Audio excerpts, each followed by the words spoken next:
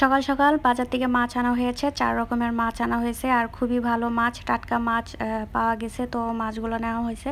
তো 4 রকমের মাছ আছে। তো মাছগুলো আমি একটু কাটার আগে ধুয়ে নিচ্ছি। আর সবসময় আমি মাছ কাটার আগে চেষ্টা করি ধুয়ে কাটার, কারণ আমার কাছে ধুয়ে কাটার পরে ভালো লাগে।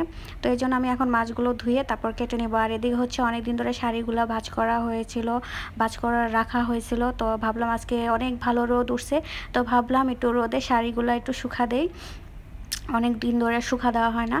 তো আজকে একটু শুকা দিলাম। আর এখানে গাছ আনা হয়েছে, লাল গোলাপ আর হচ্ছে গোলাপি কালার। তো ভাবলাম আপনাদের মাঝে একটু শেয়ার করি।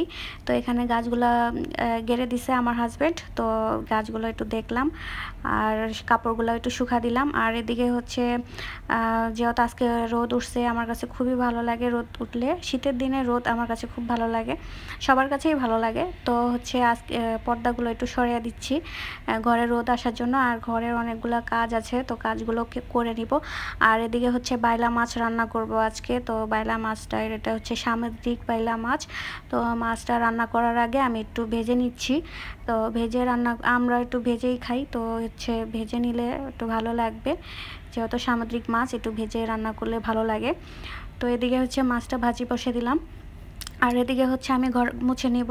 তো হচ্ছে ঘর ঝাড়ু দিয়ে নিয়েছি, তো এখন আমি ঘরটা মুছে নিচ্ছি। আর সকাল সকাল কাজগুলো করে নিচ্ছি, যেহেতু চুলায় আমাদের এদিকে গ্যাস থাকে না, জানি না সবার থাকে কি না, আমার এখানে তো থাকে না।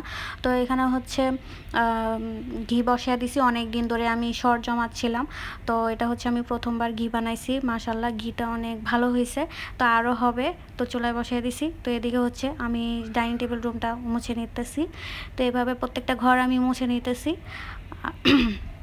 পরে কাজ শেষের দিকে। আর হচ্ছে আজকে অনেকগুলা কাপড় ধুয়ে শুকা দিছি, যেহেতু খুবই ভালো রোদ উঠছে। তো আবার এদিকে হচ্ছে আমি মশলা কষাচ্ছিলাম। তো এখানে হচ্ছে আজকে সিম, আলু আর হচ্ছে বেগুন দিয়ে মাছের তরকারি রান্না করব। তো এর জন্য হচ্ছে সবজিটা কষায় নিচ্ছি। তো কষায় তারপরে পরে পানি দিব। তো এর জন্য এখন আমি একটু সবজিটা কষে নিলাম। আর এদিকে হচ্ছে কাপড় যেহেতু শুকা দিছি, তো এদিকে রোদ চলে গেছে। তো কাপড়গুলো উঠে নিচ্ছি, কাপড়গুলো শুকায় গেছে। তো হচ্ছে কাপড়গুলো, সবগুলা কাপড় তুলে তারপরে আমিও গোসল করে নিব, তারপরে খাওয়া দাওয়া করব। আর এদিকে হচ্ছে ফ্রিজে কচুর রাখা হয়েছিল, তো আজকে কচুটা রান্না করে নিচ্ছি। তো পরায় কচুর তরকারিটা হয়ে আসছে, এটা কচু। আর এদিকে হচ্ছে মাছের তরকারি হয়ে আসছে। আর এদিকে হচ্ছে সেমাই পিঠা, আমার পছন্দের একটা পিঠা আমি আজকে বানাইছি। তো এই পিঠাটা আমি একদম খাঁটি গরুর দুধ দিয়ে আমি পিঠাটা তৈরি করছি। তো পিঠা পরায় পিঠা দিয়ে দিছি আর হয়ে আসছে, তো আমি নামিয়ে ফেলছি। তো এখানে হচ্ছে বাটিতে নিয়ে নিতেছি, পাশের বাসার ভাবিকে দিয়ে আসবো এক বাটি। তো এই জন্য নিলাম। আর এই পিঠাটা আমার কাছে খেতে খুবই ভালো লাগে। এই পিঠা আমার অনেক পছন্দের একটা পিঠা। তো বানাইছি। তো মাশাল্লাহ, পিঠা অনেক ভালো হয়েছে, খাঁটি গরুর দুধ দিয়ে পিঠা তৈরি করছি। তো পিঠাটা ভাবিকে দিয়ে আসবো। আর এদিকে হচ্ছে ঘি হয়ে গেছে, তো আমি এখন একটা বয়েমে ঘিটা ঢেলে নিচ্ছি। তো মাশাল্লাহ, দেখতেই পারতেছেন কত সুন্দর হয়েছে ঘি, আমি প্রথমবার বানাইছি।